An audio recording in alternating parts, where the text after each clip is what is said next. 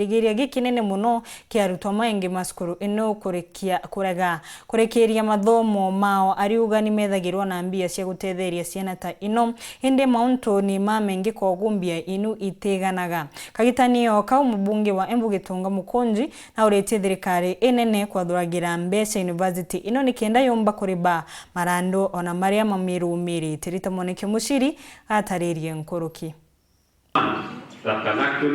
ARITWA engi thiini wa University ya Embu matiravota kuthii na mbere na mathomo mao kumana na wagi wa mbia cia kuriva fees na mavata mengi maria marenda mari university. Guku Vice Chancellor wa University no niwe Professor Daniel Mugendi akivoyaga utethio kuma kuri andu a wendi mwega uria ugatethia kurivira ARITWA aya mathomo mao. Ariti miario ino ari University ya Embu kuria ikuvesanaga mbia cia utethio kana endowment fund kuri ARITWA aria matari na uvoti wa kwirivira mathomo mao no ati varia arauga mbia ino itiregana. Students who find it difficult to continue with their studies and they are left with no option but to call off the semester or academic year. We need to increase the funds dedicated to student financial aid by reaching out to more and more stakeholders to endow the university with their finances so that we can realize more returns and then include more students in the assistance program. I appeal to all the guests present here today and well-wishers to support the fund so that we can continue to make an impact in the lives of our students. Guku mumbunge wa Manyata niwe Gitonga Mukunji akivoyaga thirikari nene ukorwa igikirira mbia makiria kuri University ino ya Embu iria mavata mao mengi makuamite ni undu wa wagi wa mbia mbiganu. We have had very many challenges with the universities in this country.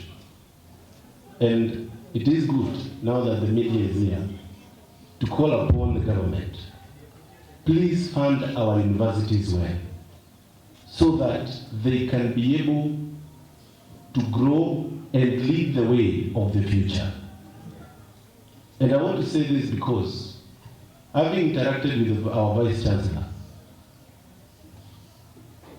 almost all universities in Kenya are reeling in debt.